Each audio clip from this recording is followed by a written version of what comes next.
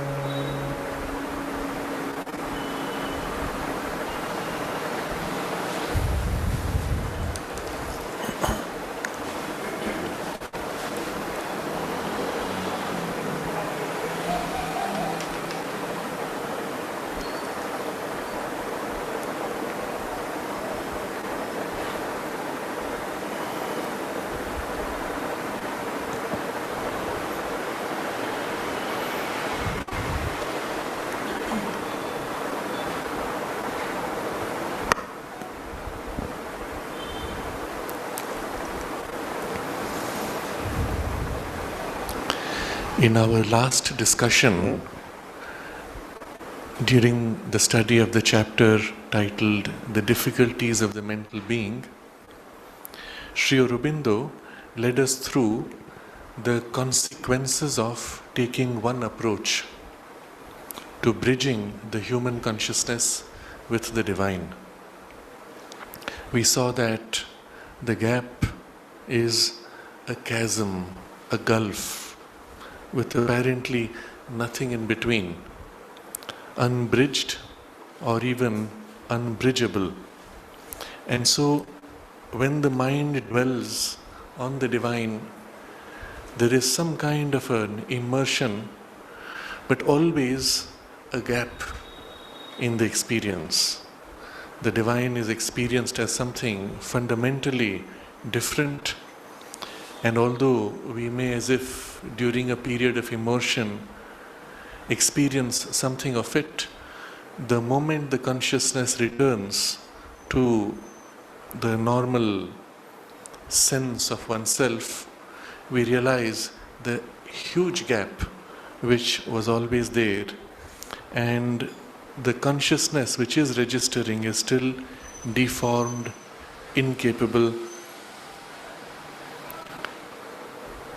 We fall away from that experience, the vision vanishes, and we return to a human consciousness which seems in contrast even more petty. So in bridging the chasm, there are two approaches, the first of which we dwelt upon in our earlier study, and that is that one can, by a great prolonged, concentrated, all-forgetting effort, rise out of oneself into the Supreme. And we saw how Sri Aurobindo describes the sequence of steps by which one can enter a kind of a samadhi, in which, as if one loses oneself in the diviner consciousness, and the goal then would be eventually to get rid of the mind itself so that we can break free completely. Practically though, what happens? You cannot remain in trance forever. Conditions require you to return, and in the return we find that the mental consciousness is again what it was in its earlier state. And so the logic of many ascetic traditions is to progressively go deeper and deeper into this immersion until finally you leave the body while in that immersion and break out permanently. Except, Sri Aurobindo points out that we are not the body. And if in our consciousness on the return we are still full of the attacks of grief, fear, anger, passion, desire, even the desire for liberation and the craving and the disturbances from lack of attainment, if this is the normal state when you come back, the removal of the body does not free your consciousness, because you are your consciousness, not your body. And therefore simply dropping the body does not let your consciousness reach that. And so we have to somehow go through a purification of our mentality itself. Even in this logic of abandoning the body, you have to purify the mind sufficiently. Even the desire for liberation eventually has to be got free from. So he says, therefore, not only must the mind be able to rise in abnormal states out of itself into a higher consciousness, but its waking mentality also must be entirely spiritualized. So even if our goal was to free ourselves and with the bodies dropping off, merge into the spiritual permanently, still the mind has to be sufficiently spiritualized that it can make that passage and not remain what it was after the body's shedding. And at this point, we realize that the simple exercise of abandoning the mind is not going to work. It's not going to lead to the divine consciousness, for us at least. And so, something has to change in the mental consciousness itself, which would allow you in waking state to experience that, so that when you shed the body, you can have a continuity and then merge into that. But if the goal is then to attain to it in a waking state, then shedding the body becomes almost irrelevant. You have it in the body consciousness, why would you want to shed it? Rather, it opens other possibilities to manifest. And so all of this now is suggested in the next step, and seamlessly Sri Aurobindo now leads us to the second approach. If the first approach was to quiet everything, quiet yourself from the external activities, quiet the internal activities of the mind, and then withdraw in trance, in an immersion in the divine consciousness. The second approach is open ourselves and call down the divine consciousness into the mentality. And so this is the theme he takes up now, which you will find has certain elements which will parallel the first approach. And you will see a kind of a joining that takes place between the two, and a solution which is found, which is extraordinary in that it aligns the approach of the integral yoga in some sense with the practice which belongs to the Vedic tradition, and yet an element brought in which takes it to its fullness. So we read now the next paragraph. This brings into the field the second possibility open to the mental being. For if its first possibility is to rise out of itself into a divine supramental plane of being, the other is to call down the divine into itself, so that its mentality shall be changed into an image of the divine, shall be divinized or spiritualized. So this is a point of argument for many in the ascetic path, and they will say the mind will always be mind. How can it be divinized or spiritualized? There is nothing in it which is capable of the divine or the spiritual. If it was, then it wouldn't be the mess that it is currently. And the evidence of the experience is mind is a tool for a narrow, limited awareness. So how can it ever get divinized or spiritualized? This also he will address shortly. But first, the idea is, if something of the divine can descend in us, it can change the mind's consciousness. You will see this represented in the principle of Ashirvad, blessing, where the master, the guru, places his hands on the head of the disciple and as if transmits his experience, his consciousness, or a higher, diviner energy into the person on the head. You could ask why head? It could be done by hand.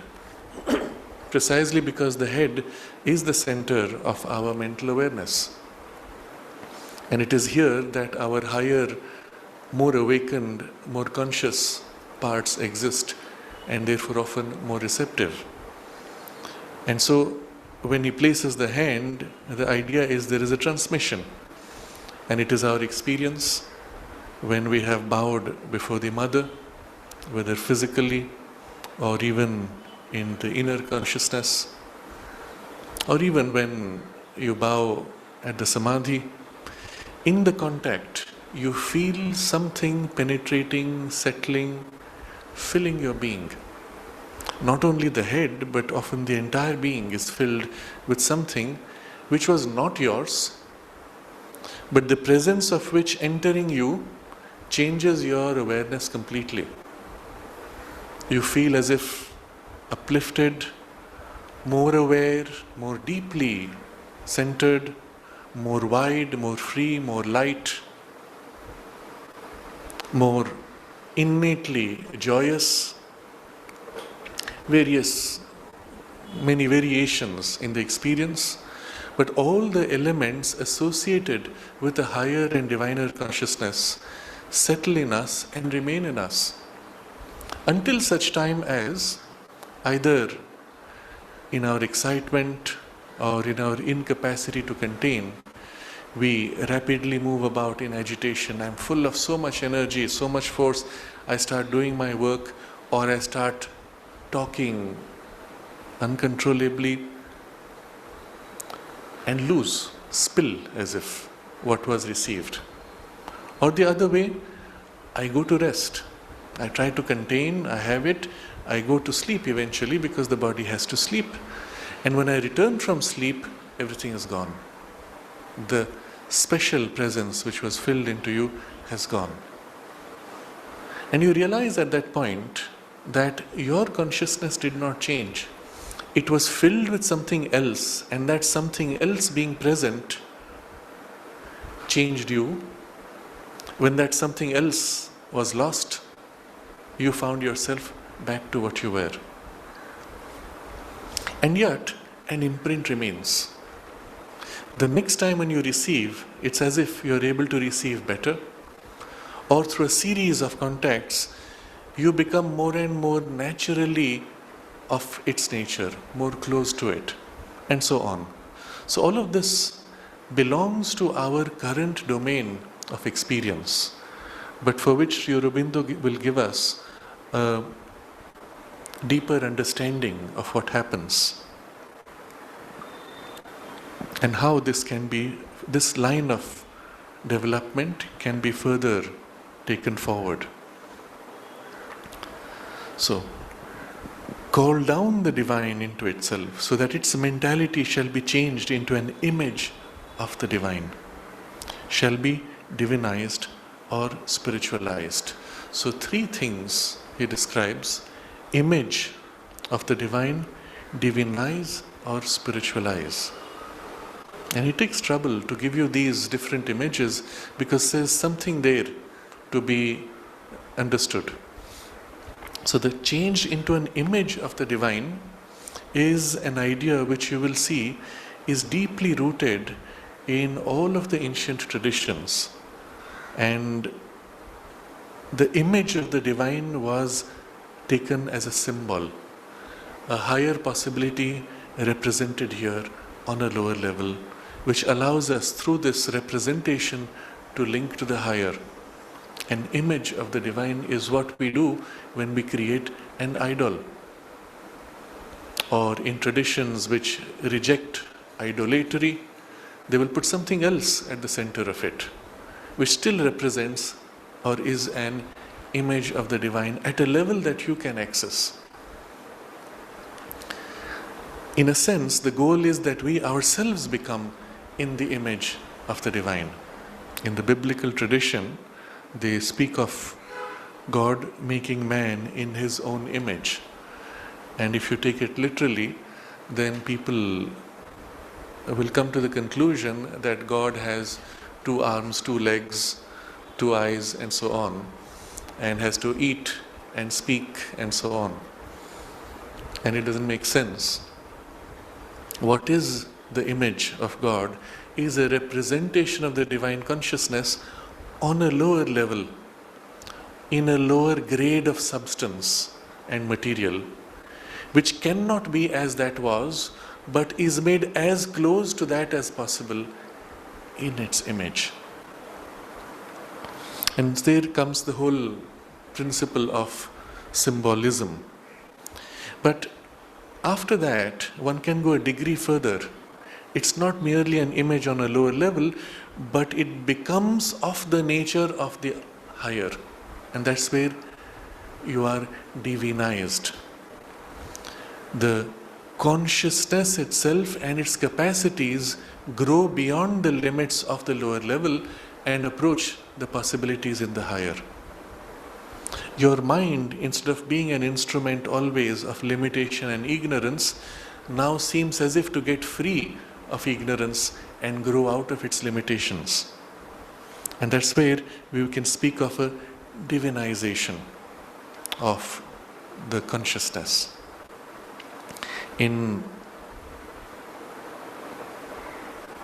the ancient traditions, this was one of the very important ideas that they had, that by creating a symbolic connection, you could actually raise the consciousness in the environment.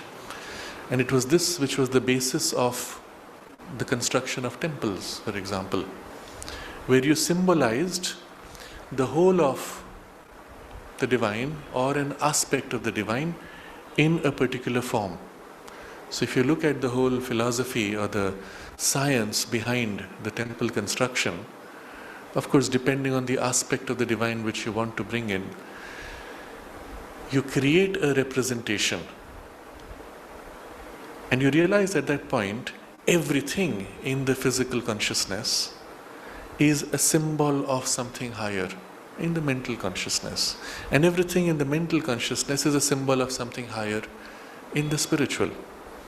And through these links, you can form in matter certain arrangements which correspond to the same arrangements in your psychological domain, which reflect the same reality in the spiritual domain.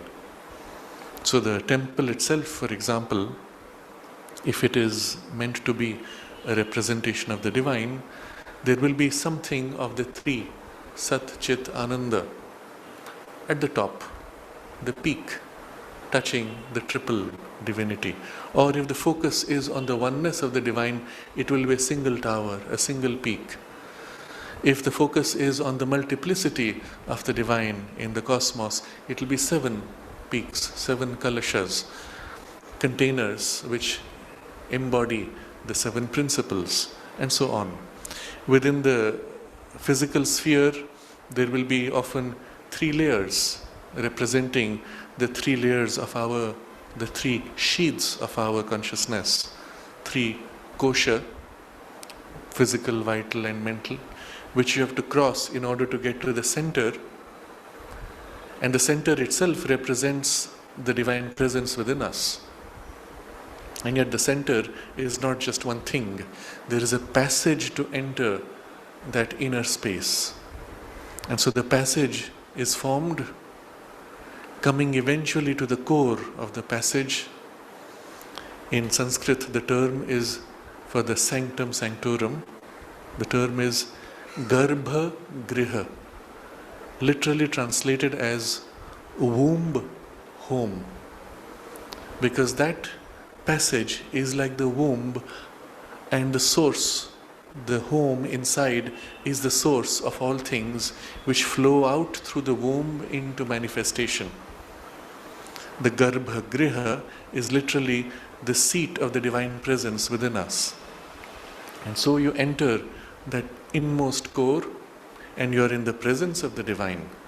And the divine is still invisible to you, it's all dark. And you light the lamp of your aspiration, which calls to the divine. Agni is represented physically. The call of your aspiration creates the circumstances in which the divine is revealed by the light, and so on. The whole ritualism associated with the symbol is a part of the yogic process of the inward journey and the entry in the divine domain and the interchange with the divine consciousness. The act of offering fruits, flowers, representing the offering of our own parts of consciousness. And all of that culminates eventually with the prasad. You gave an object, maybe fruits or flowers, and then you receive sanctified the same object, then to be absorbed into you.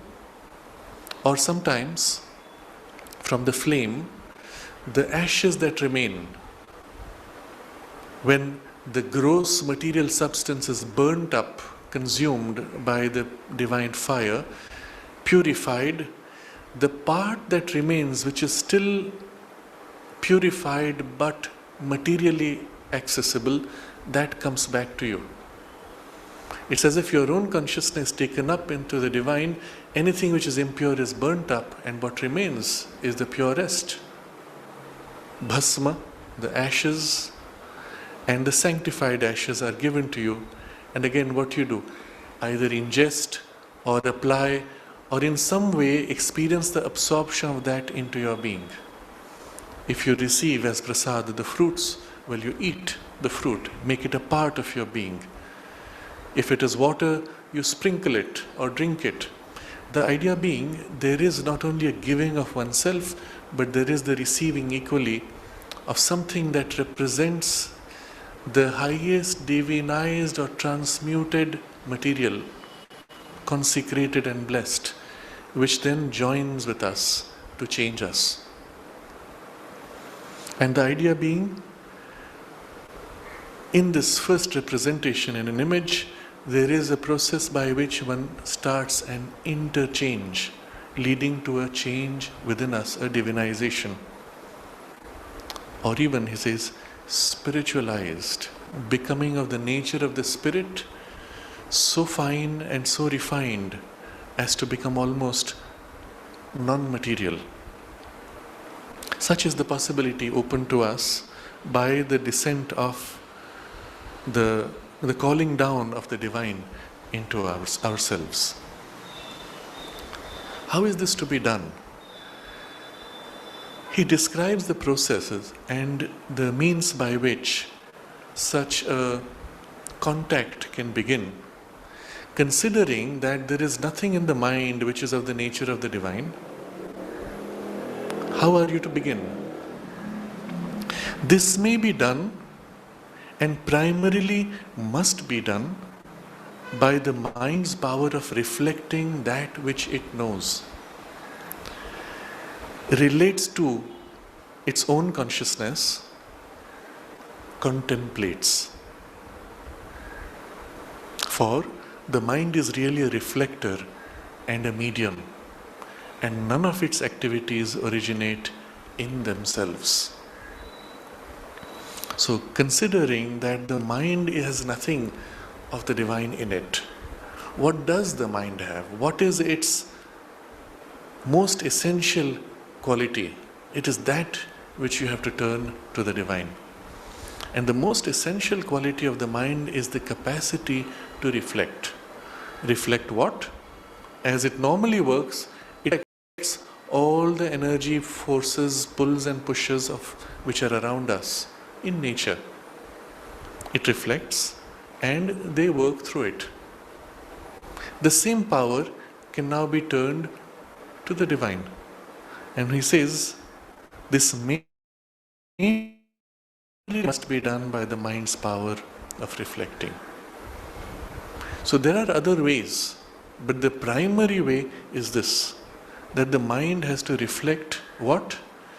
That which it knows relates to its own consciousness, contemplates. And again we see 3 degrees.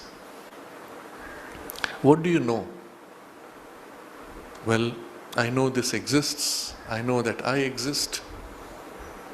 And so you start with the mentality as it normally operates in the grade of knowledge which it normally has, which is very poor. I know that these are flowers. I know that that is ocean, and so on.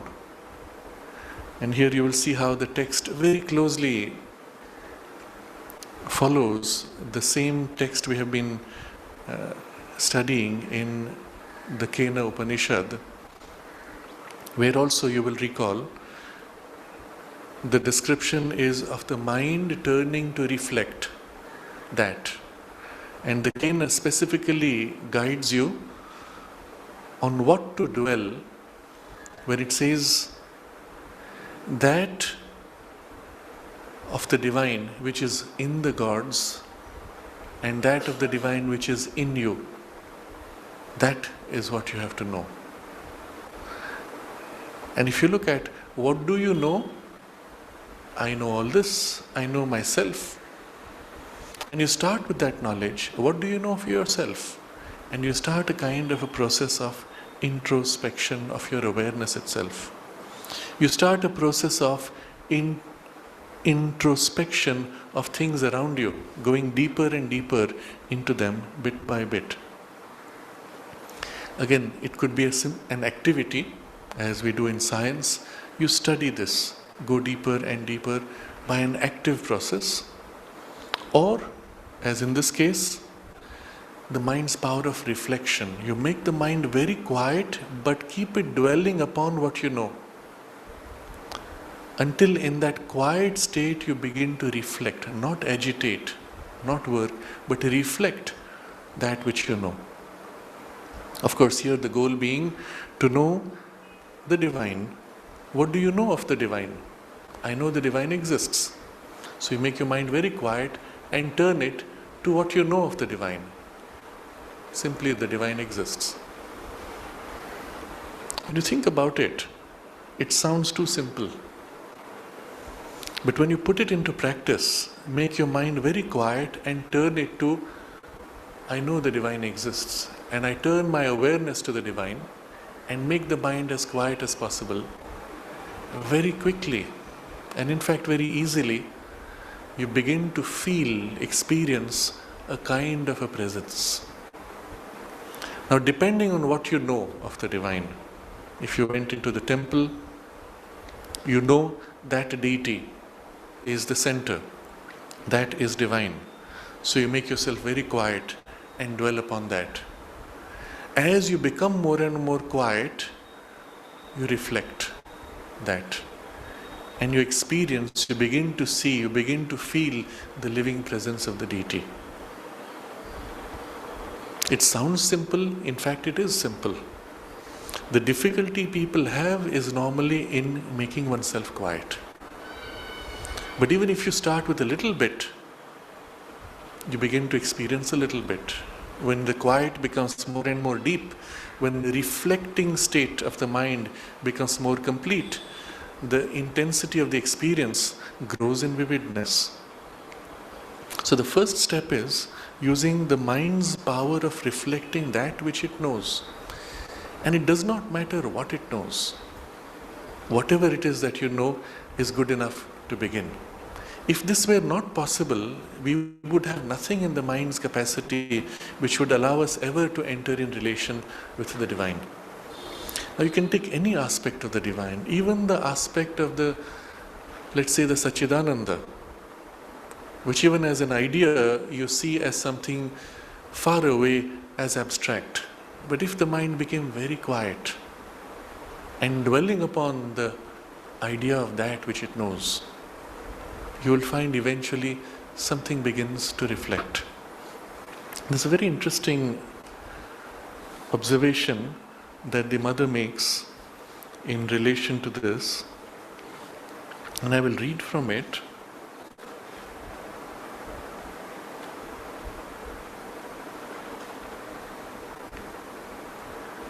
This is from the Collected Works, Volume 3, page 240, for those who are interested in following up. It's a longish passage, but she explains how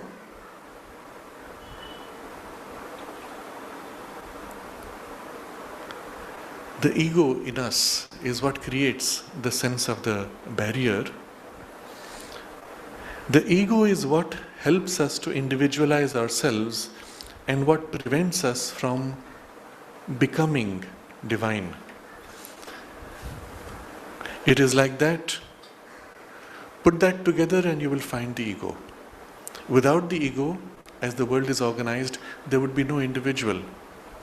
And with the ego, the world cannot become divine. So it would be logical to conclude, and she says, well, let us first all become conscious individuals and then we shall send away the ego and become divine. Only, she says, when we have become conscious individuals, we have grown so accustomed to living with our ego that we are no longer able to discern it, and much labor is needed to become aware of its presence. And so she's discussing the difference between ego and egoism. And then she comes to something very interesting.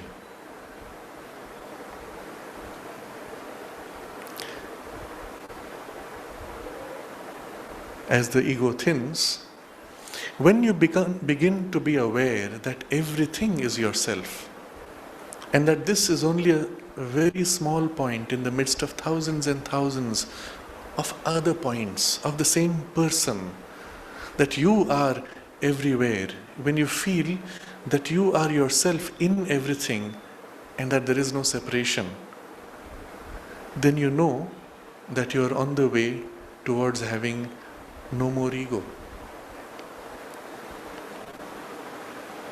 Then even comes a time when it is impossible to conceive oneself and say, it is not I. For even to express it in this way, to say that the all is you, that you are the all, or that you are the divine, or that the divine is you, proves that something still remains. There is a moment. This happens in a flash and can hardly stay when it is the all that thinks. It is the all that knows. It is the all that feels. It is all that lives. There is not even the impression that you have reached that point.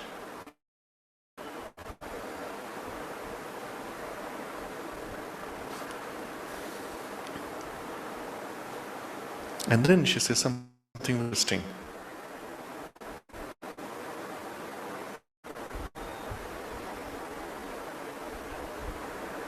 I do not believe that it has happened to you, has it? She asks some children.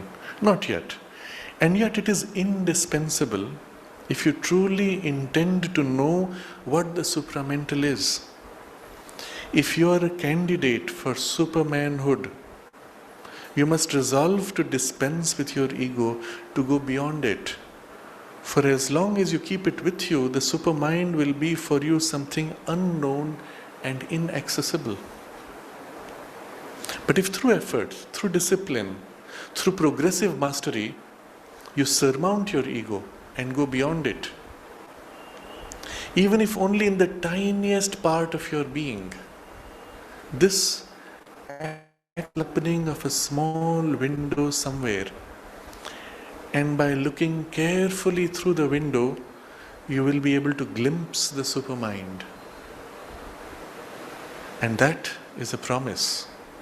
When you glimpse it, you find it so beautiful that you immediately want to get rid of all the rest of the ego.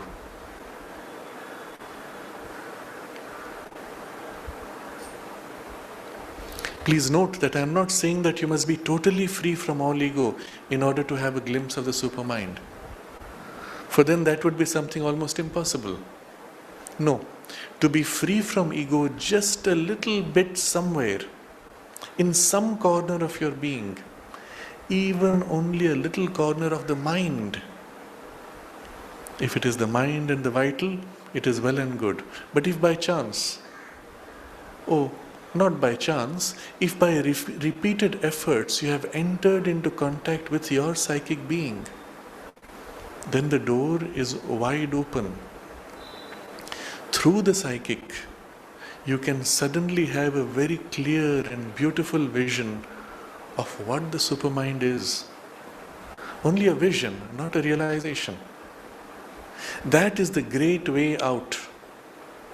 But even without going so far as this beautiful realization, the psychic realization, if you succeed in liberating some part of your mind or your vital, that makes a kind of a hole in the door, a keyhole. Through this keyhole you have a glimpse, just a little glimpse. And that is already very attractive, very interesting. It's a very interesting statement she makes, and one tends to gloss over it, thinking, oh yeah, these are all faraway things. But if you look at what she's saying, it's not so far away. In a tiny part of your mental consciousness, if your mind dwells upon that and remains dwelling upon that and becomes very, very, very quiet, becomes gradually as if egoless in a tiny part, in a very narrow state of your awareness, that becomes like this gateway and you have a glimpse. So when he says, this may be done and primarily must be done by the mind's power of reflecting that which it knows. It is an extraordinary statement. What do you know? Everything. In a mental way. Everything that you know can be made a means to know the thing itself of which you know. You look at what's actually happening in your normal use of the mind. As I said, you look at the flower, you look at the sea, you look at the sky. What is your mind doing? It is reflecting what is out there. And by reflection in its mental awareness, you say, this is sea, this is sky, this is flower. And what's the role of the mind here? Simply to reflect that which already is in front of you. And if this is true of the mind dwelling on the senses and physical objects, it is equally true of the mind dwelling on things which are outside the physical domain. So you speak of the divine, whatever that means to you, whatever your idea of it. We read of the supermind, the psychic being, the whatever domain of consciousness that you have read of, heard of, or understood in whatever part of your mind. All that is necessary is for the mind to turn to that and become very light as it turns to that. And poof, there is a reflection. And then in the reflection, the next step is possible, relates to its own consciousness. The mind's power of reflecting knows, and next, that which relates to its own consciousness. So in the first step, whatever you know, in whatever mental way, in the very quiet spot of your mind, a reflection forms. And in that reflection, how do you know that? In the way that it relates to the mind, the thing which is similar to it. And that is what you first perceive. And a relationship is set. So you wished to be aware of, let's say, the timelessness of the self, eternity, or the infinity of the self, or simply the idea that all this is self or is Brahman, and you dwell upon it, and you become very, very quiet until you actually begin to perceive, yes, there's something, some presence, some silence, something which feels infinite or eternal. And all of that begins to deepen, and a relationship is experienced. It is reflecting in your awareness. And your mind more and more is drawn to it, contemplates, the third degree.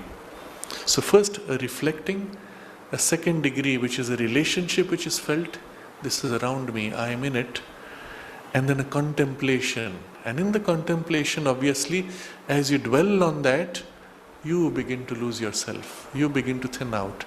And the condition which Mother describes in this text of the egolessness, no more I, no more the separation, that begins to fade out. And in a tiny part of your mind, in a brief moment of your life, contemplates. And if this is one of the ways, Sri Aurobindo says it is also the primary way by which this must be done. Subsequently, other aspects, other ways can become more and more tangible, more and more engaged. We can see, for example, how when in that first glimpse one has the sense of the presence, then the heart opens and one gives oneself in a joyous self-giving, or the actions of our life turn to that presence which you sense or feel, and you consecrate your actions or activities, and so on. All the rest can follow. But first, some sense of the presence has to be there. And the secret is just this, becoming very quiet so that the mind, your awareness, can reflect. For the mind is really a reflector and a medium, and none of its activities originate in themselves. None exist per se.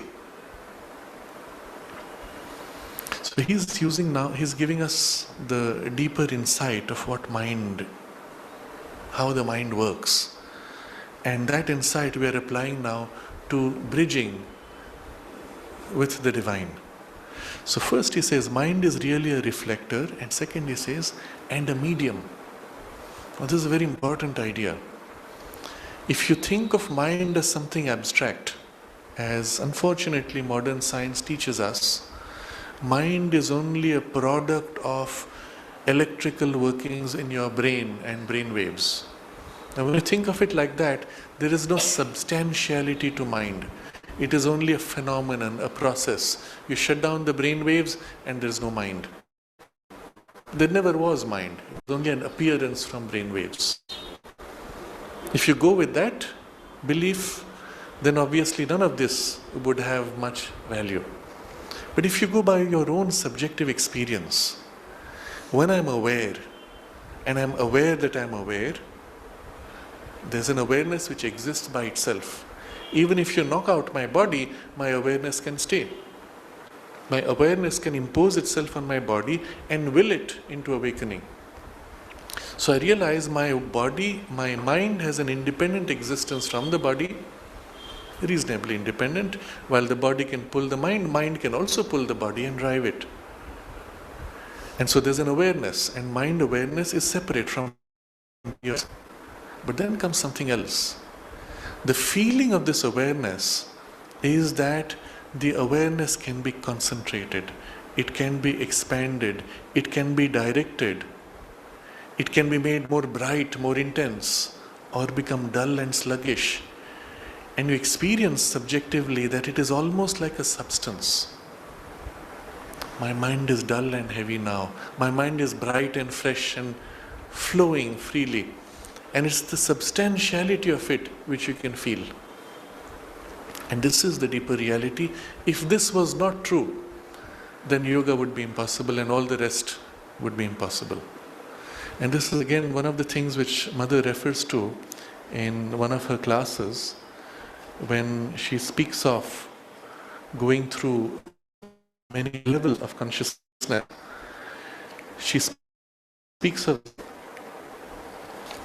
and she explains that this is the very basis of all the occult knowledge, that if there were not many gradations of substance, then in fact none of the things which we speak of in the spiritual would be ever possible. I have something here which is so this is from volume 6, page 306. Somebody asks the mother, "Sweet mother, what is meant by the substance of the mental being?" And she explains, "My child, the substance means, how shall I put it? It means the stuff of which the mental being is made. It could be said, for instance, that the cells are the substance of your body. It's not exactly matter. The mind is not quite material. It is the very thing of which the mind is made. If there were no mental substance, there would be no mental being. It would be only a vibration. And even a vibration needs a medium to manifest itself." It's very deep, in fact. When she says this, there are very profound implications. And I leave it to you as an exercise to consider, what are the things which exist in you as purely as a vibration? Not as substance, but purely as a vibration. And how the vibration needs the substance in which to express. There can be, for example, in the atmosphere, a vibration of anger or disturbance or irritation. And if in you there is a medium, in the emotions or the thoughts, which is readily available, that vibration gets in and provokes the anger or disturbance in you. If the medium was not available to it, you can feel there's a vibration in the environment, but you refuse to allow it to enter you. It does not get a hook in you, and you're not disturbed. So you can dwell upon this, that there is a whole domain of experience where things exist purely as a vibration. But for the vibration to become active, manifest, it needs a medium through which to express. But our mind is not merely vibration. It is a medium, substance. And then she says, "But if your body were not made of material substance, you wouldn't have a body." This is what is called substance. She's explaining to a child here. It is the thing of which something is made. And precisely what is important is that people usually think that mind is just a mode of activity, whereas there is a mental substance, as there is a vital substance and a physical substance. You see, this mode of activity is what we discussed, the teaching of modern science, that your mind is a product of electrical activity. And as there is a substance, there is a corresponding world with an autonomous existence. That is to say, there can be a mind without any physical support. The physical body may disappear and the mind can continue to exist. It is here that it is important to understand that there is a mental substance, which obviously is a much more, how to put it, immaterial than physical substance, than physical matter. So here the implication is extraordinary. If mind is a substance, then it exists separately from physical substance. If it exists, it's not just here, it is everywhere. And so there is an entire mental world separate from physical world. And where are the two in relation to each other? Intermingled.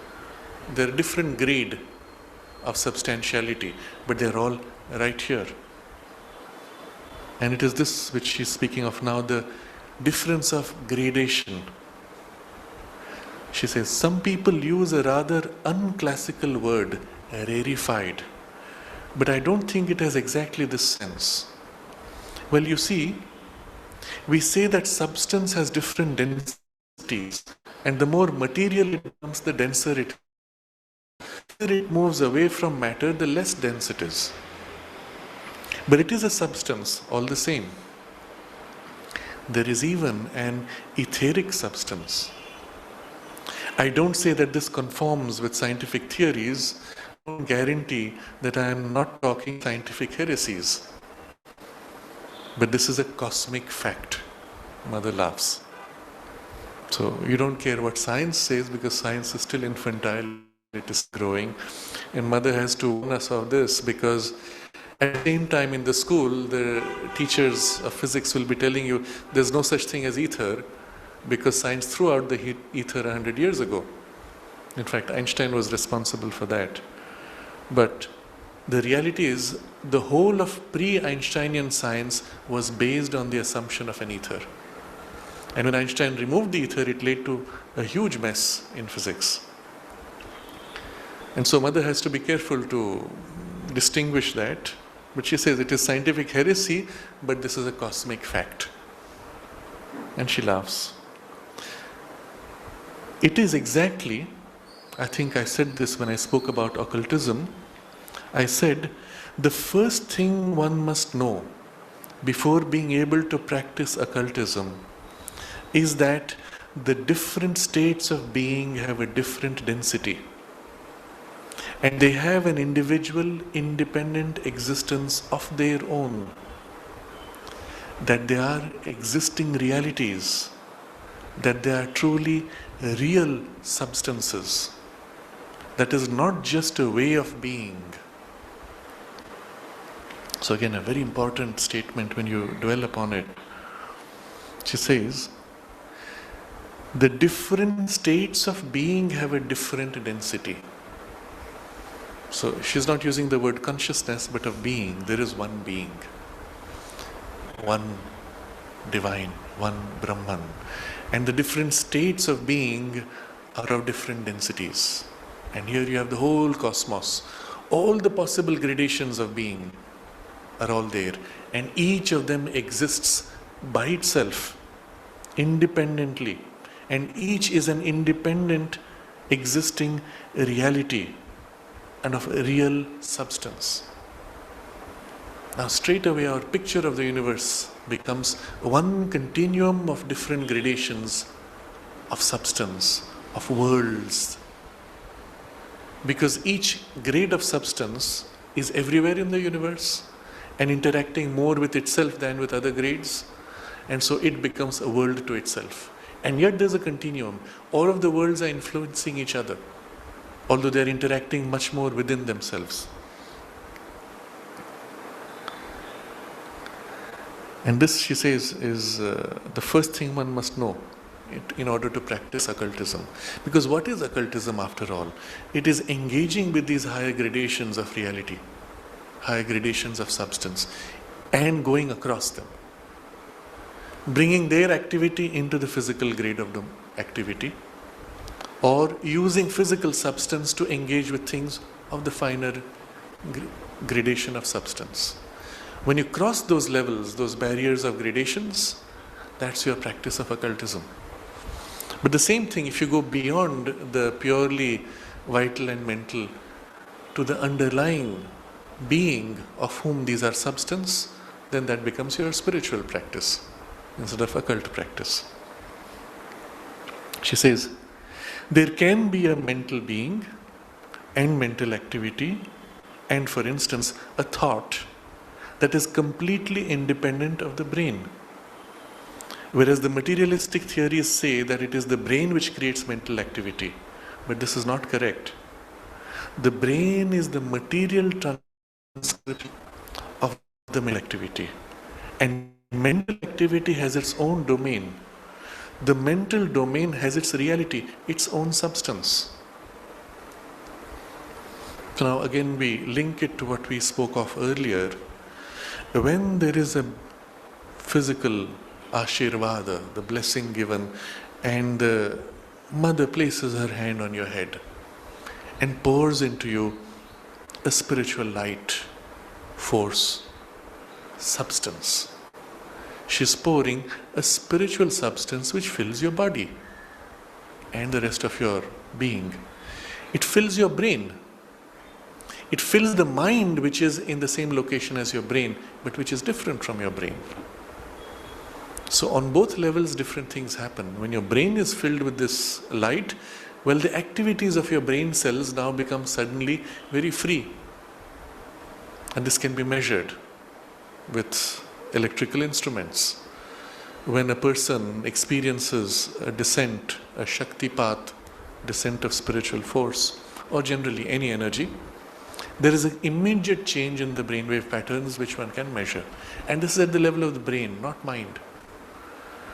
There are experiments being done along these lines in the what is called the Institute of Noetic Sciences, and they've been able to show at will somebody in a different room is projecting an energy, Shaktipat, onto a person who is in an isolated room, completely isolated from all electrical and electromagnetic fields and signals. There are special rooms built for that. And the moment the person says now, he is directing energy, immediately the brain waves on the other side change, and so on. Change of state, change of awareness, etc. But this is only at the level of the brain. The same substance is filling your mental consciousness, and your mind changes. And you come back from that blessing that the mother gave, and you find you're thinking differently. You can take a material, physical, or a mental problem, and your mind works more freely, more easily. But more interestingly, spontaneously this mind is drawn to things of the spirit. It thinks of spiritual things effortlessly. I think we mentioned this recently, a couple of weeks ago, how the environment influences your thoughts. When the environment has a dulling mental energy, you get sucked into that, or your energy gets sapped and you get dulled, and you can only think of the more dense material thoughts. When the environment has a bright, uplifting, free spiritual energy, your thoughts spontaneously turn to the spirit, and the spirit feels to you close, vivid, real, tangible. And this is happening in the domain of mental substance. So she says, the mental activity has its own domain. The mental domain has its reality, its own substance. One can think outside one's brain. Think, act, make formations outside one's brain. One can even live, move, go from one place to another, have a direct knowledge of mental things in the mental world. In a word, absolutely independent of a body, which indeed can be in a state of complete inertia, not only asleep, but also in a cataleptic state. So what is possible is the body then becomes completely quiet, and you in your mental awareness and mental substance, in mental body, can wander in the mental domain and do everything possible, know everything you want to.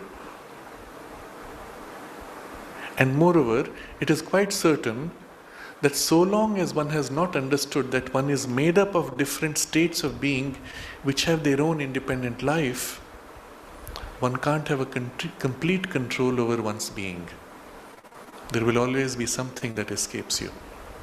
So in order to have a complete control of your being, well, you have to recognize there are different states and substances of your being, different densities of being. And then the whole method and the process of yoga and transformation acquires a very tangible character.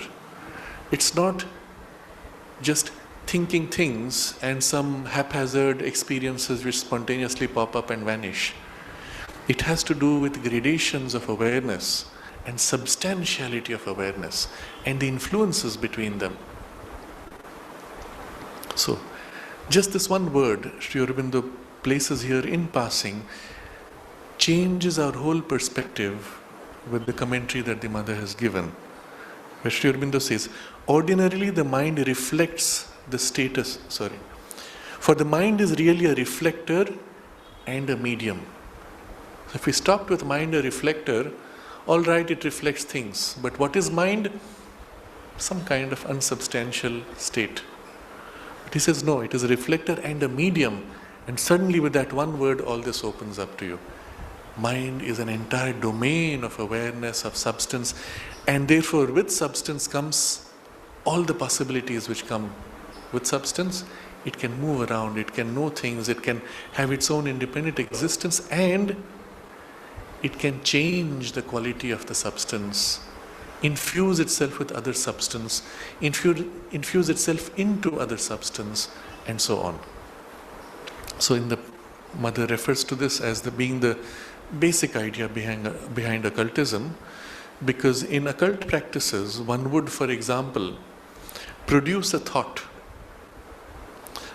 made of mental substance, infused into it with vital energy, and then released into the world. And the thought will go and do its thing. It's like a little robot. When the military sends out a missile, they are replicating on the physical domain with physical matter what we normally do with our psychological, mental, vital substance when we put out a burst of anger towards somebody. You're actually releasing a bundle of energy and substance of energy and thought, which is thrown out and goes like a missile. The physical missile goes to that which you have pointed it to. The psychological missile goes because it is attracted by the push of the will to that of which the thought was. A person, a situation, or something you fear. So you fear that there might be an accident. Your thought and the formation of the energy you put into the fear goes out like the missile and goes to which you fear, energizing precisely the circumstances which you fear. And since it is your energy, you are linking yourself to that which you fear. And since you are now connected with the thing which you fear, and your energy is filling it, it is attracted and pulled towards you in consciousness. So just the act of thinking and dwelling in fear of something causes that thing to be pulled towards you, activated, energized to become real and manifest in the physical domain. It's so simple when you think about it. The whole machinery and the dynamics of it is so obvious when you look at the world in this way. And the same exactly happens when you throw the same energy towards a person. It goes and engages and troubles the other person, which does what? Provokes in them that energy of your anger. But in relation to what? The quality of your consciousness, which is pushing at their consciousness.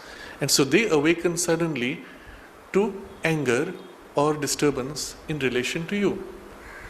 And in their consciousness, spontaneously, a thought form of anger forms towards you for no reason at all. When that energy of anger forms, the mind quickly fills in a reason to justify. Oh, so and so. And you obviously don't understand why you're angry, and immediately the mind fills in with the things associated with the vibration of anger. An incident comes. He was so nasty to me 20 years ago. And it justifies itself and throws itself out. And if you had the clairvoyant sight, you would see one person launching an energy of anger to the other, a reaction from the other to the first, triggering another cycle, and literally like missiles. Two countries shooting each other, bombing each other. Very similar. It's the same idea of the anger, hatred between, let's say, two groups or two individuals, which then takes a material form of sending nasty letters to each other, or abuses through words, or missiles to blow each other up. The physical reality is only following what is happening on the psychological domain, which gets more and more materialized. And according to your technological development, more sophisticated. But it's the same thing. And if you want to stop it at the physical level, well, you have to correct it on the psychological level. But all of this becomes so obvious, so simple. And in the awakening of the inner perception, you see the psychological happening first. And then you can say, a few years down the line, these two countries are going to go to battle. You see two people meeting, you see the energetic disturbance in their connection, and you say, these people are going to end up quarreling eventually. Or these two people will become very good friends because you feel the natural affinity of the energy flow between them. It's obvious right there in the beginning itself. And all of this you begin to see once you recognize the substantiality. And here we're coming to a very important idea. Mind is really a reflector and a medium. And just with that word, all this opens to you. And then he says, and none of its activities originate in themselves. Nothing exists per se. None of the activities of your mind originate in themselves. And this is a bit surprising. In one of her talks, the mother says something like this, that 99% of our thoughts are not our own. They come from outside. Another discussion of how there are great waves of thoughts or energies which flow across humanity. And when a wave goes across a group, everybody in that group is suddenly seized with that emotion or that thought. And that's how you see many fads or fashions which form in group consciousness. If you've ever watched the visual of large crowds in political rallies or football stadiums or in music concerts, especially the more exciting kinds of music, it's more obvious, but even other refined music. If you watch the group, stand back and observe the group, don't focus on individuals, just try to feel the group as a whole. You will see waves of excitement rippling through. Literally, there's an agitation here and the agitation moves through the group. You can actually see physically the bundle of energy moving. If you're watching a music concert, which is very beautiful, and the musician throws a burst of something which is surprising or delightful, you can see and feel the radiance of that wave of delight rippling out through the audience, from the musician in the center, rippling out through the group. And you see the people go, In a large political rally, the same thing with a more aggressive vital, a man throws his fist in a burst of excitement, agitation, anger, and you can see a rippling out in the direction of the fist, of the movement of his hand. And these we call charismatic people or charismatic politicians. They seem to have as if a hold or a feel of the group and are able to even engage with the group consciousness in a certain way. People in the crowd, because they know only themselves, each one will think, I felt inspired, angry or agitated. I felt this, I thought this. And each one is thinking, I have independently decided that what this politician says is what I will do. But the reality, when you look at the big picture, you saw this wave going, none of them actually thought or felt of their free choice. They were all seized by this impulse and carried away. If you could similarly see an entire humanity, not now as a crowd, but spread out as we are in different buildings, in the midst of our activities, you can sometimes catch movements like this. Something comes and an entire nation suddenly wakes up and is inspired. Or a community or a subgroup within, suddenly something seizes them. an accident happens or a dangerous story, and you can feel the ripple of fear which spreads into a group. There was some terrible event that took place in your neighborhood, and immediately the fear spreads in the whole neighborhood, and so on. The reality is this: not only there are these mass movements, but there are innumerable tiny thought forms floating around, wandering. And just as the mass movement can seize a whole group, the individual thought forms can seize individuals freely and enter your mind and pop up within you. And because they pop up inside you, you feel, I have thought this. If you begin a process of introspection, you will see very quickly that none of the thoughts you have are really consciously chosen by you. They're all popping up out of somewhere inside you. But just because they seem to pop up from within you, you think they are yours. But they pop up from within you, you never saw that they entered you from outside and then popped up from inside you. Because our consciousness is mostly unknown to us. A tiny portion on the surface is all we are aware of. And in the layers below, which we are not aware of, we are connected with the universal mind and life energy. And in that and through that, things enter, pass through us, ripple out a little bit, and pass through without our awareness. If somehow they pop up and enter our conscious domain, if they last long enough, then we become conscious. Otherwise, they may briefly be there and pass, and you would hardly notice. And at the same time, within you, many contradictory thoughts can so be assembled. And all of this is happening in the medium of the mind. And the mind, what is it doing? The thought form comes, mind reflects. The thought form passes. So in the medium that is mind, there is this power of the mind to reflect. And everything that is happening is a reflection of what comes in. Sri Aurobindo, as we have always said, he never wastes a word. And he says here, none of its activities originate in themselves, none exist per se. Why does he bother to say none exists per se? If you look at the meaning of the word per se, they will say innately, inherently, indigenously, fundamentally. These are the words used for per se. He could just as well have said innately. Why does he say per se? And he says, none originate in themselves, none exist per se. You see, the origination is one thing, existence is another thing.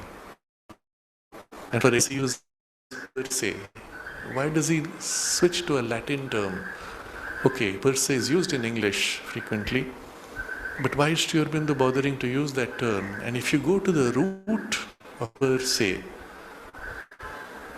per of, se, itself, self, there's a very interesting suggestion.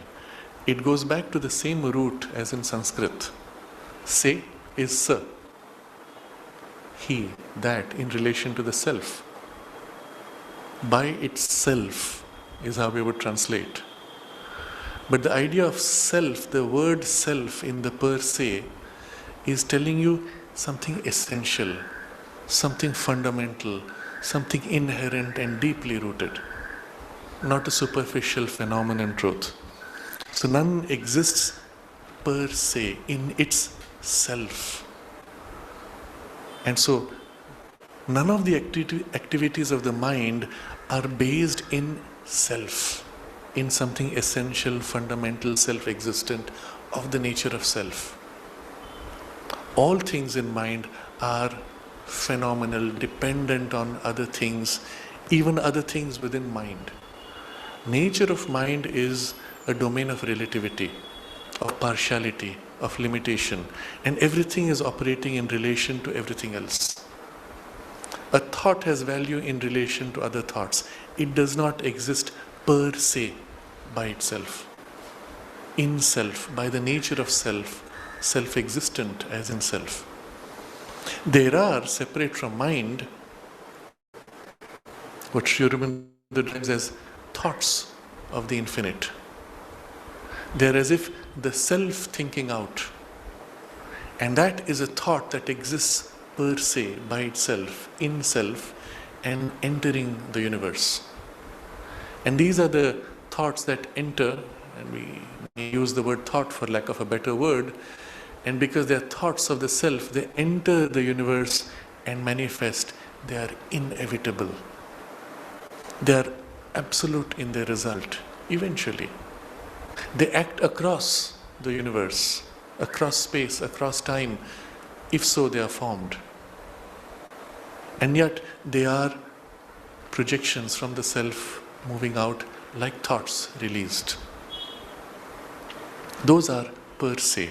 But in the mind substance which is reflecting, none of its activities originate in themselves, none exist per se. They have no fundamental existence of their own. So you see the slight usage of certain words, and if you dwell upon it, you find very deep meaning. So, ordinarily, what is happening in your mind? Ordinarily, the mind reflects the status of mortal nature and the activities of the force, capital F, which works under the conditions of the material universe. Now, this force working under the conditions of the material universe, what is all this about? And if you look back at the picture that we got when we read Mother's description, all the different gradations of being. There is being of different gradations. And then there is force of energy, of consciousness working. Where? Across all those gradations. In the entire universe. And so when the divine force, capital F, acts, it does not act just in one gradation, it acts in the whole universe, all the gradations. And Sri Aurobindo is now putting the focus specifically on the condition of the material universe and the activity of the force in the conditions of material universe. So this force, capital F, is acting on all the gradations, of which the part of the activity which is in the material universe, that is what the mind reflects. And not in the whole material universe, the part of that which is in your mortal nature. So there is one cosmic force, the lower part operating in the material universe, of that the part which is bound in your little nature, a force passing through. That's all you see. If you saw the big picture, you would see this vast action. You see only this little ripple of its working passing through you. The mind reflects the status of mortal nature and the activities of the force which works under the conditions of the material universe. That's all that the mind is doing.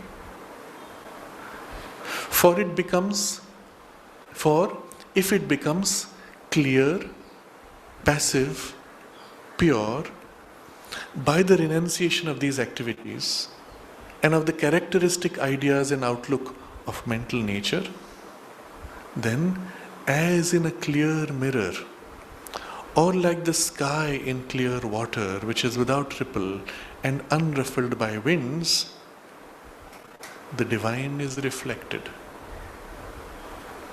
And it's as simple as that. If somehow you can make your mind so still and clear, the divine is reflected. The idea is simple, and to it he gives many important, significant observations, qualifiers. If the becomes clear, passive, pure, three terms which we will look at. And how does it become clear, passive, pure? By renunciation of these activities and the characteristic ideas and outlook of mental nature. Then it becomes like a clear mirror. So you renounce these activities. What activities? All the activities of the force in your mortal nature.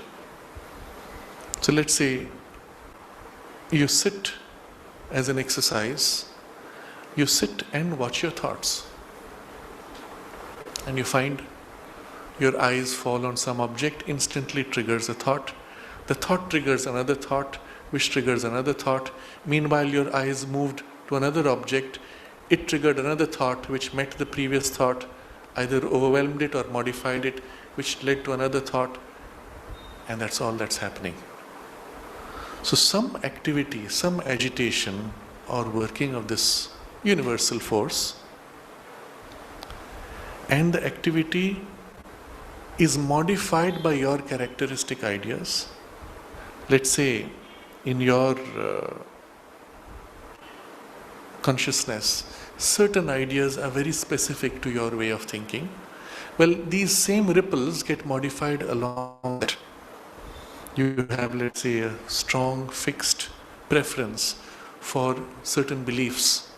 Then the same thing will trigger a modification to align it to those beliefs. An outlook of your mental nature. And the outlook here is much more the movement or the turn of your emotions. Mentality. So my outlook may be pessimistic. So the same thing will evoke a pessimistic form. Somebody is optimistic and it evokes an optimistic form. The classic image given to us is of a glass which is kept, in which the level of the water is halfway in the glass. The pessimist looks at it and says, it is half empty. The optimist looks at it and says, it is half full. And it's the same glass, the same reality, but you have warped the thought form emerging in you from that sense contact in the direction which is the natural outlook of your mental nature. And then from that outlook of your mental nature, the characteristic ideas will form. Let's say now the person watching is an engineer, and his thinking now will be, well, the glass is not exactly parallel, it's slightly slanted, so although the level is half, the bottom half has less volume than the upper half, so slightly less than half. The artist will look at this and say, if only the glass had a slight curve, it would have been so much more elegant. And you see the way the mind turns according to its character. So all the activities which are happening and the characteristic ideas which warp the activities and the outlook of your mental nature which gives a coloring to it, all of this has to become quieted.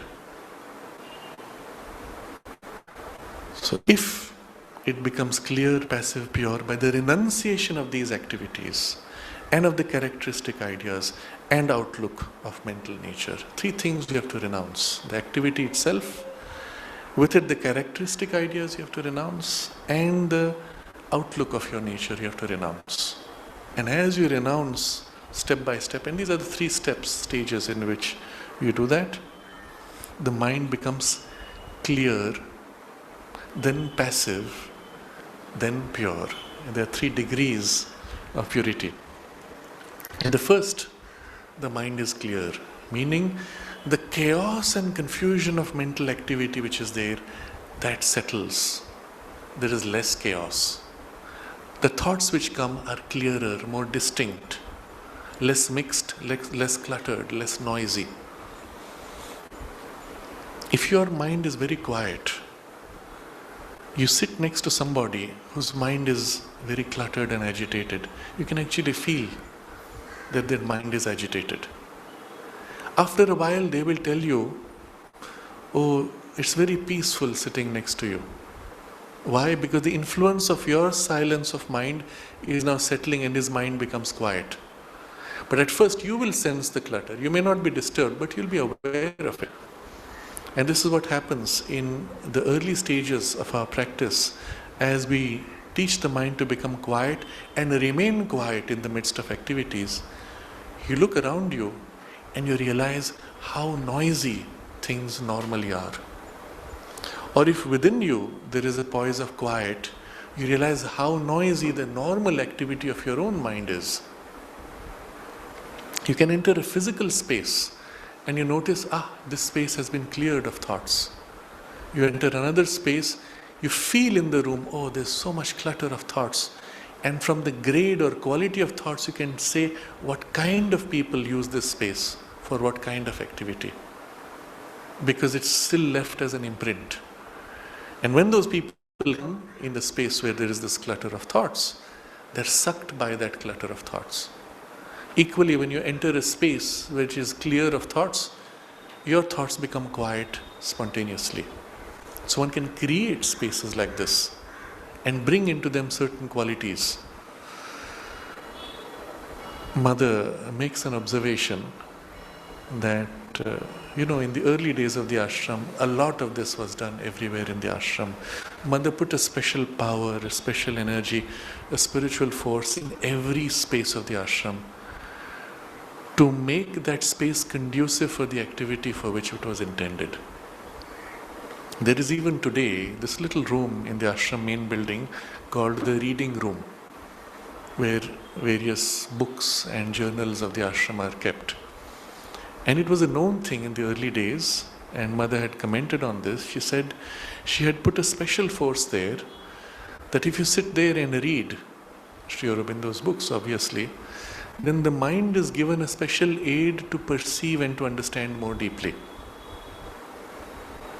If she could just do that simply by intending and placing that power of her consciousness there, if human beings take the trouble to cherish and value that, then that gift she has given can actually grow and sustain. If people deliberately contradict it, then that power can withdraw. Either wait or withdraw permanently, or wait for a better occasion to once again come forward. And it is the same thing which she said with regard to the food in the dining room. She said a special spiritual force is put into the food there. Now remember, in the earliest days, Mother herself would be present when the food was prepared or served. But subsequently she put a power there which continued the same action that she had. And that when the physical location of the dining room shifted from inside the ashram main building to the dining room where it is now, well, she simply put the power there. Now it does not matter whether people are conscious or not, that power is there. But if people are conscious and consciously invoke her, then that power can be made enormously more active and effective. But even if people are unconscious, she will continue to imprint that. And a notice was put at some point when it was found that people were giving away the food to beggars outside. It used to be in the old days, many beggars would stand outside the dining room main gate. And as you walked out, you had these people stretching out their hands. And you felt guilty, so some people would sneak out a banana or a slice of bread and give it to the beggars. And the mother then had a notice put up saying that the food which is given in the dining room should not be given to beggars, because there's a special spiritual force that is put into it for your development, and this should not be wasted. And I remember somebody who had come now maybe 30 years ago, who saw that notice, and he was very upset, and he said, this is not charitable, and you are an ashram, you should be doing charity. And he could not understand the idea that there is something different and a force which is placed.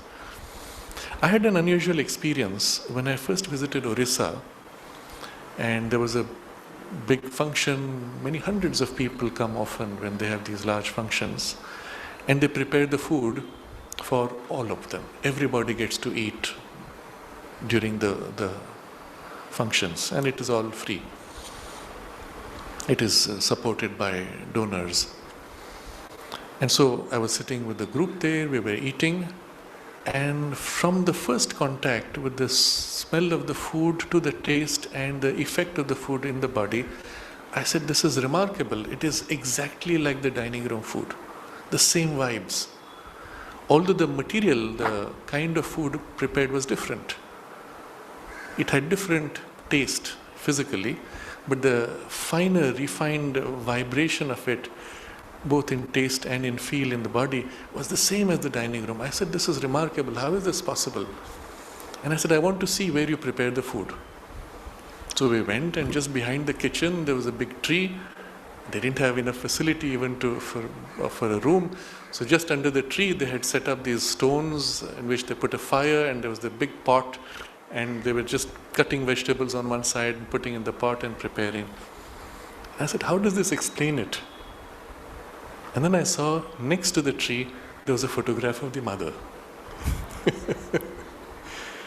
Placed with intention. They had prayed before starting the food preparation.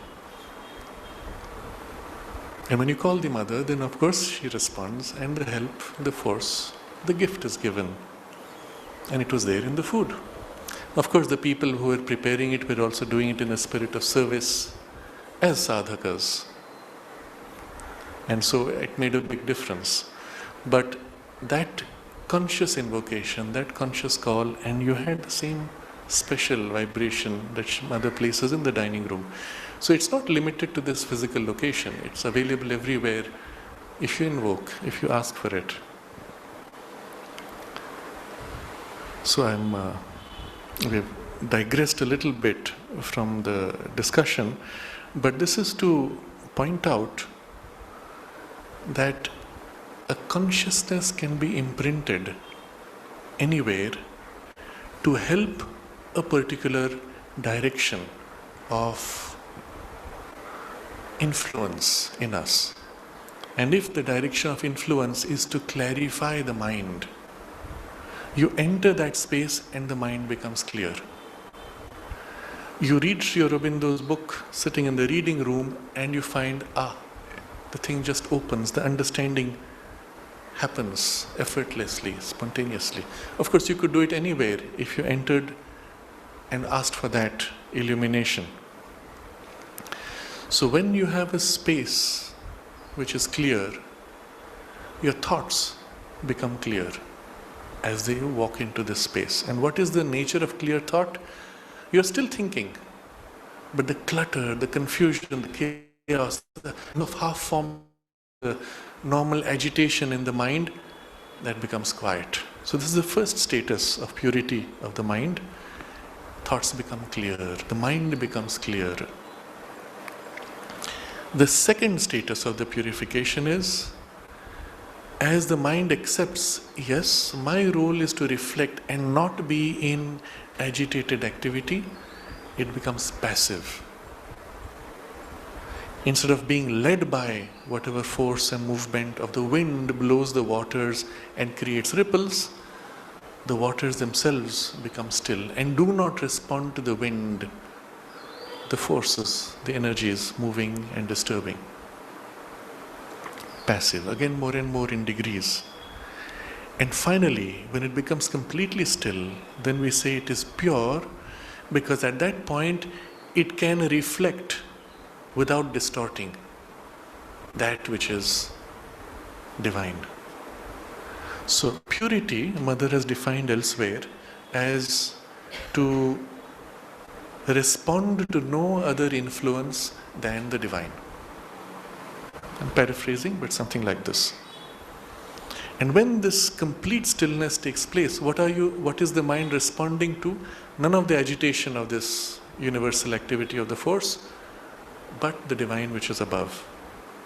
And so now you reread the sentence and you see what it captures. But if it, the mind, becomes clear, passive, pure, by the renunciation of these activities and of the characteristic ideas and outlook of mental nature, then, as in a clear mirror, or like the sky in clear water which is without ripple and unruffled by winds, the divine is reflected. And we dwell on this image now. Again, one could have simply read through and say, nice poetic image, it gives you something, gives you a nice picture, and you move on. But there's more. Sri Aurobindo explains that often the highest spiritual truths can be most completely and powerfully expressed with symbols. Because a single symbol can capture many facets of the experience, whereas words and thought ideas can only capture one or two sides. We need more words to convey what a single picture or a symbol can express. So let's look at two symbols that he gives us. The mind becomes clear, passive, pure. Then, as in a clear mirror, first symbol, the divine is reflected. And second symbol, or like the sky in clear water which is without ripple and unruffled by winds, the divine is reflected. So we are as if moving through again two gradations. In the first case, the mirror reflects what? Everything which is around it. In the second case, it is clear water reflecting the sky in which there are no ripples undisturbed by the winds. And so it is the symbol has moved. So the first step which happens is the mind becomes clear, passive, pure. At that point it is like a mirror. And as a mirror, what does it reflect? Everything around it. So you remain quiet and you sense by reflection all the thoughts which are passing by. Even the thoughts which pass through you may enter your mind space and pass right through with you being undisturbed and you remaining thoughtless. You're just passing through in the universe. And beyond your little personal space, the larger space around you, you see thoughts, you're aware. In people, you see thoughts. By reflection, you know. And at that point, you can turn your attention to something very specific. What about that situation? Let's say, for example, recently there was a lot of confusion and excitement in the media over a standoff between China, or rather a trouble that China created on the Indian border, but a standoff between the two troops. And there's a lot of excitement, a lot of fear. And so if in this quiet, silent mind, you turn your attention, what about this? What's happening here?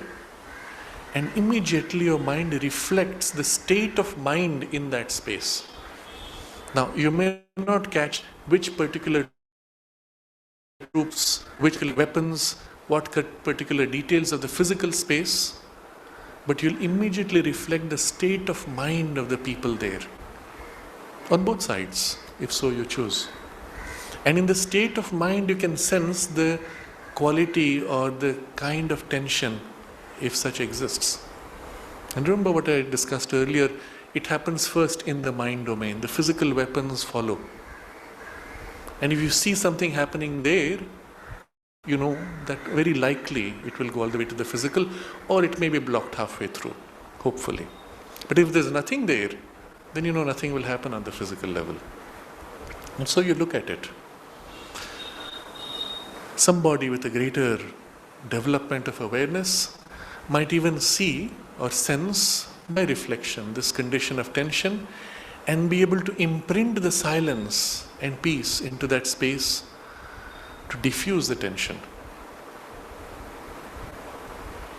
You could do that with the neighbor sitting next to you effortlessly because you were silent, the other person's mind becomes quiet and they feel themselves freed from the agitation of thoughts. But distance is not important because in the subtle world, in the consciousness of the mind, everything is as a mirror turning, it's all there in your range of awareness. The physical distance has no meaning. So you turn your awareness, what about this? And you sense the situation. And if you so choose, you may also invoke a silence or a peace or a diffusion, a particular quality of intervention of a higher consciousness, which will diffuse the problem. But the idea right here is the poise of the mirror allows you to see, feel, sense, reflect everything that's happening. It's not yet turned to the self. It's not yet turned to the divine. So the next image now takes that exclusive poise. The surface of water. The sky reflecting in clear water which is without ripple and unruffled by wind, in the same way the divine reflects.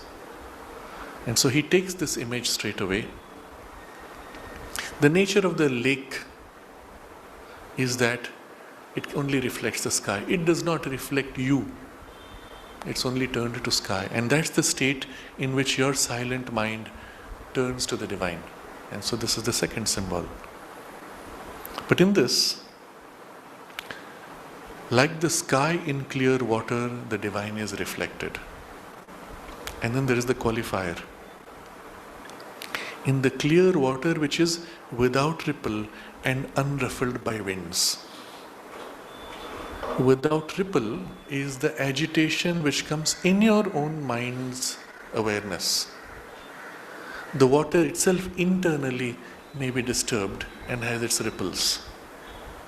And the second is the unruffled by winds which are from outside, part of the universal flow of prana. As it passes the surface, it drags the water, it sticks to the water, and the dragging movement builds and piles up to create these little ripples.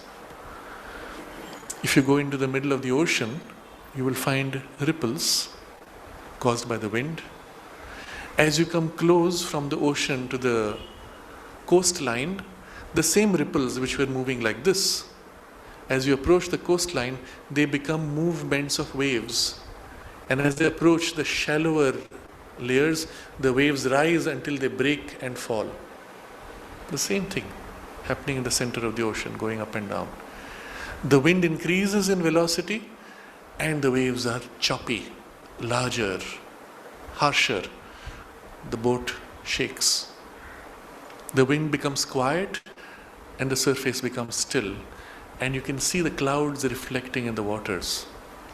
To such a degree, sometimes when the reflection is perfect, if the lighting is right, you see the blue sky reflecting in a few clouds perhaps. You cannot make out the difference between the waters and the sky. It's so perfect, so continuous. And it may seem as if the horizon doesn't exist, you are one. Now all of this is held in this single image of the sky. Like the sky in clear water, the divine is reflected. But two conditions required. The ripples eternal against, and the winds which are passing through, you do not respond to them, or you are free of them. The waters are unruffled by the winds. So this is the image I gave earlier. The thought passes right through you. Nothing in you sticks. And at that point, with your awareness turned to the divine, there's the perfect reflection and the sense of the continuity. You cannot make out the gap. The reflection is so perfect.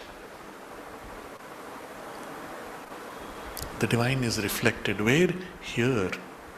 In you, in your mind, in your awareness, you feel the reflection of the divine. And there's no difference. It is the same one there which is here. No horizon, no gap, no separation.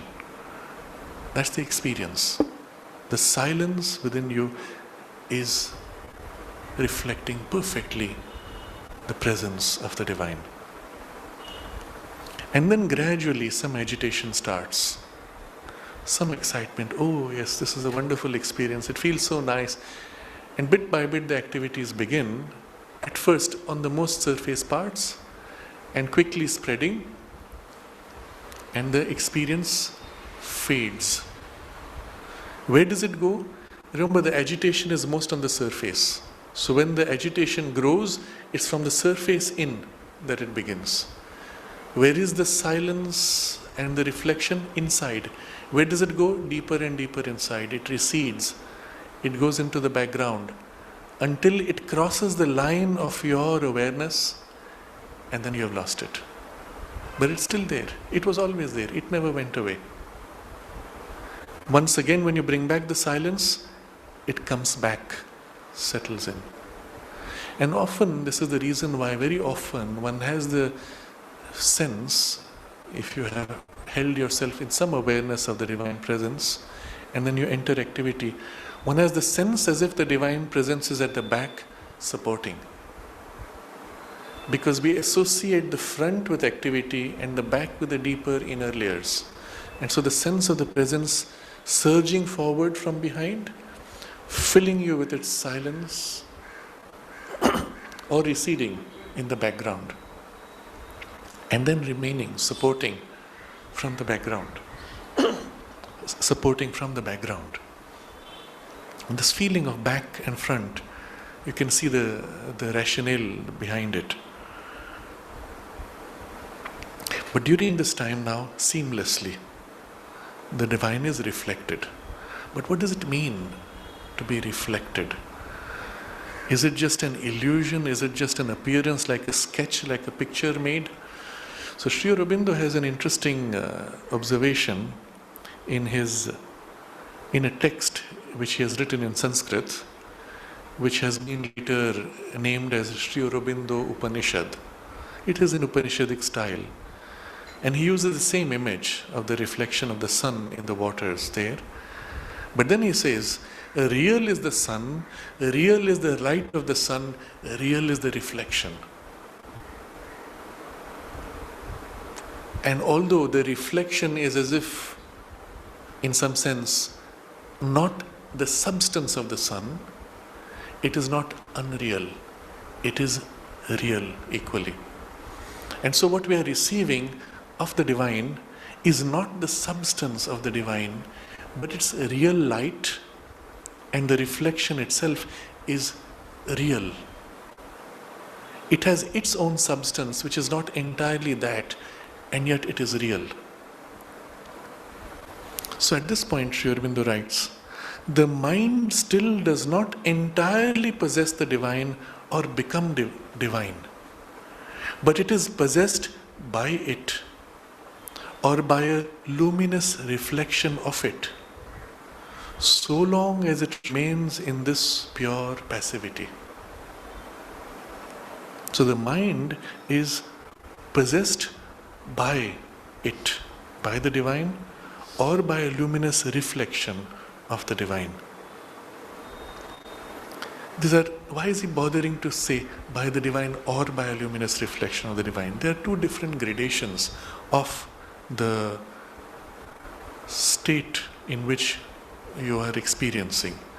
In the first case, possessed by the divine, you feel the divine filling you.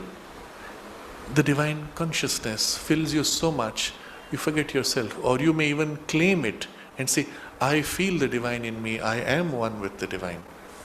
Because it is so concrete in its substantiality. In the second case, it is thinner. It is as if like a reflection felt in you. The light is there, but you do not feel the substantiality of it. You feel yourself filled with the presence or the light, but not yet with the substance and denseness. And in that case, there's a kind of a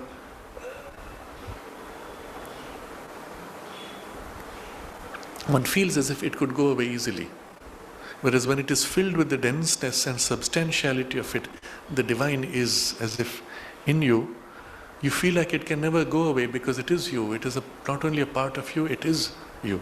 So there are two degrees in the experience. But still, he says, the mind still does not entirely possess the divine or become divine. Meaning you do possess the divine, not entirely, in some part, some aspect, some reduced, limited substance of it. And you have not yet become divine for sure. But you do possess something of the divine. So in this vocabulary and the precise use of these terms, he is capturing all the variations, but also distinguishing. You have possession of something of the divine, not the entirety, but you have not become divine for sure. But this condition remains so long as it remains in this pure passivity. If it becomes active, it falls back into the disturbance of the mortal nature and reflects that and no longer the divine. So what happens now? We'll look at the earlier image. The waters suddenly have currents inside the water. The river flows, there's a surge, and the surface begins to be disturbed. The wind blows and creates many ripples, and immediately the reflection of the sky breaks up. It's not gone, it is still there. In the image you will see at sunrise on the ocean, the beautiful spherical sun reflecting in the water becomes only flashes of light, sparkling. A flash catches your eye, by the time you turn to look at it, it's gone.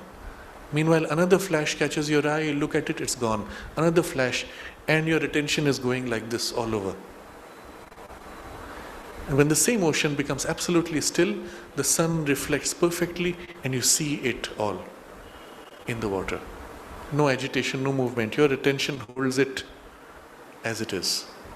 But the moment the breakup takes place, first large breakups, and then finer breakups until nothing is left except brief gleams and flashes.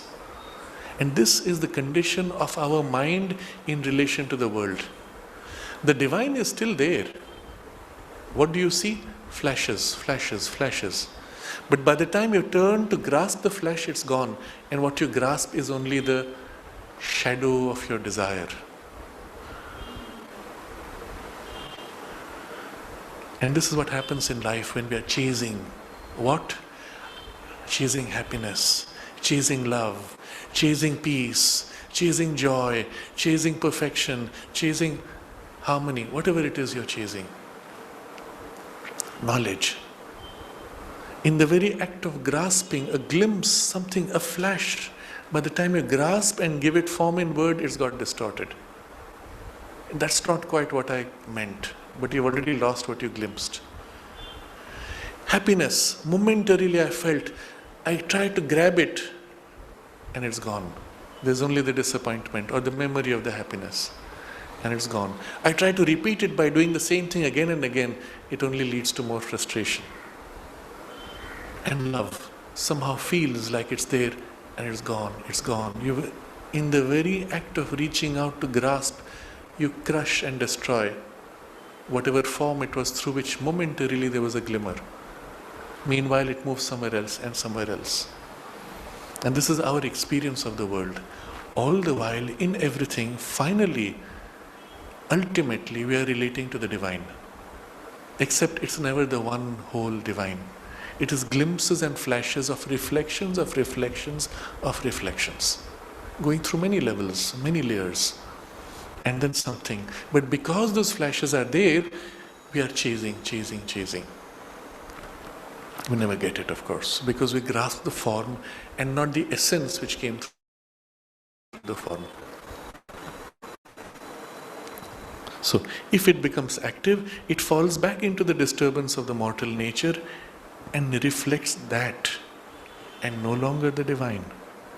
For this reason, an absolute quietism and a cessation first of all outer action and then of all inner movement is the ideal ordinarily proposed. Now, this is not what is intended in the integral yoga as the ideal. It will be a means at best, but you can see the logic of the normal method of path of knowledge.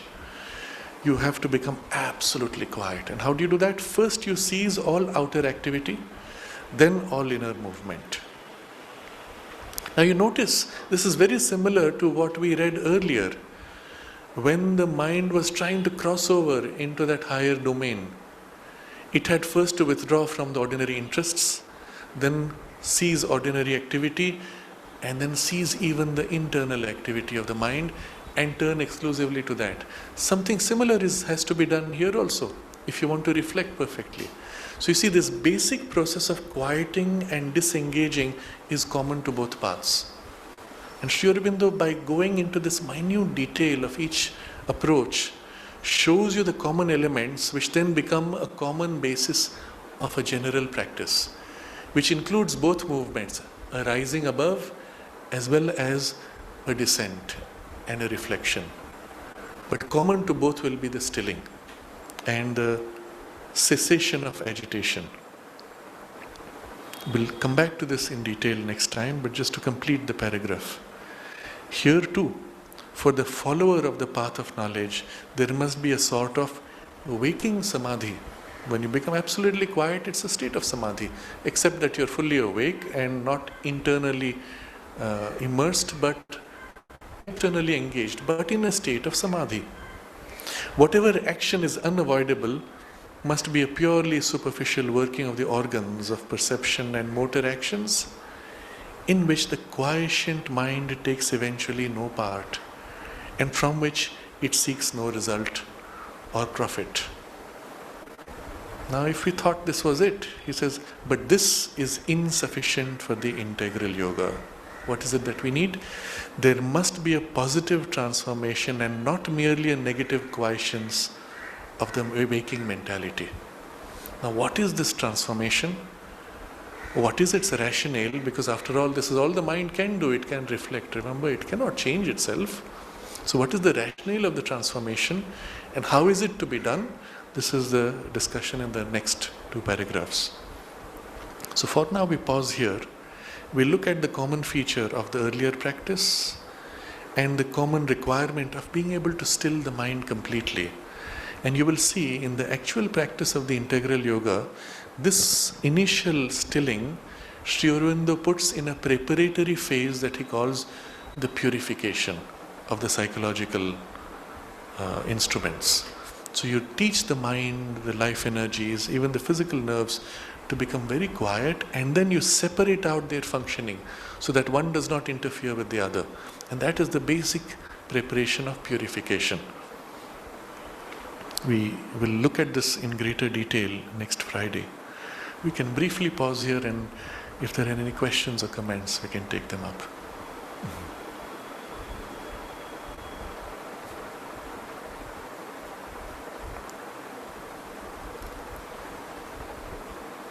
You see, Sri Aurobindo could have simply gone on to say, well, all this is good, it's useful, but here is the way to do it. What is the difference between psychological and spiritual? The difference between psychological and spiritual, all that has to do with the spirit is of a consciousness of unity, undivided oneness.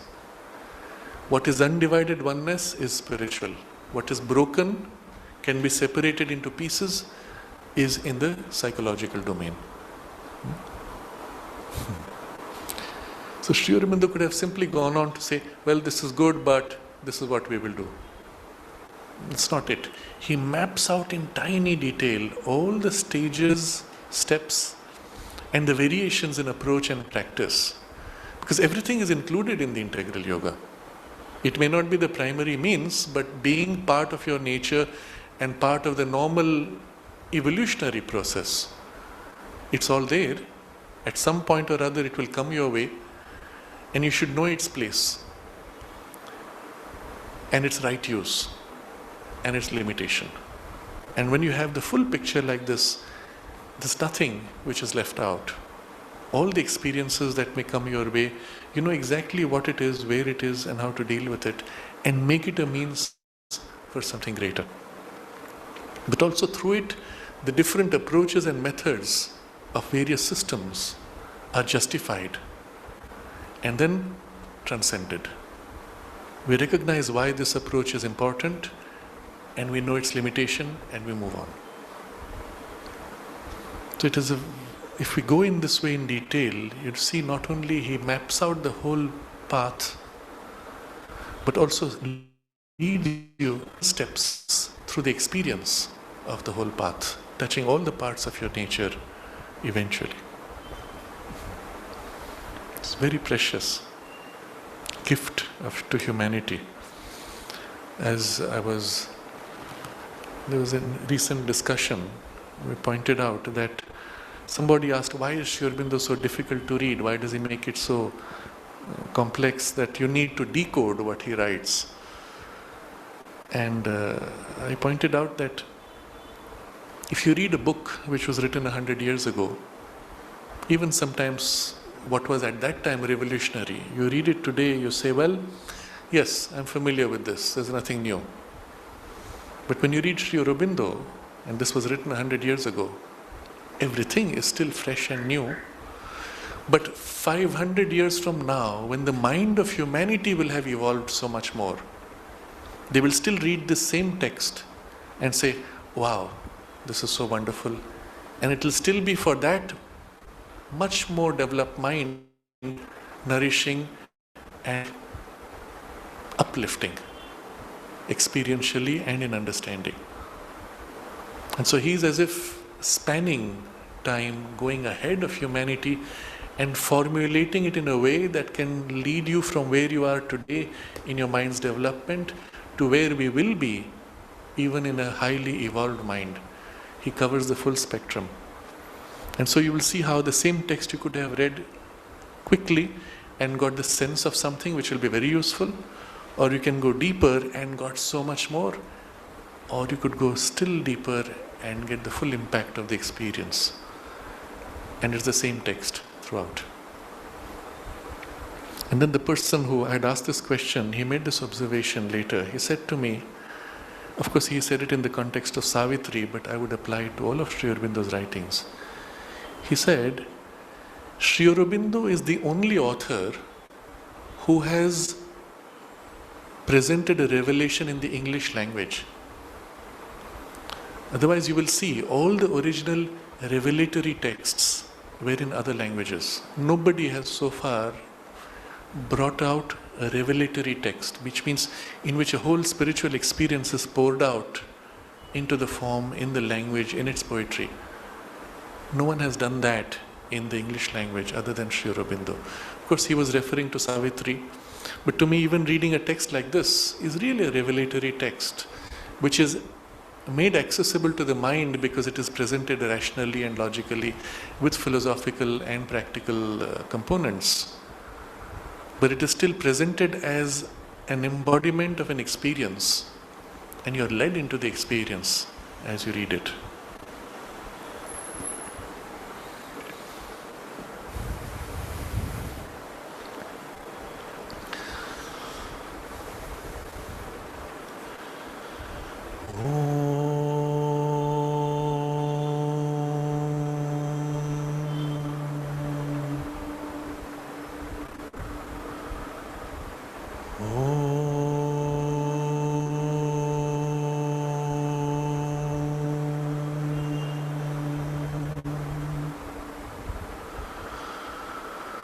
Oh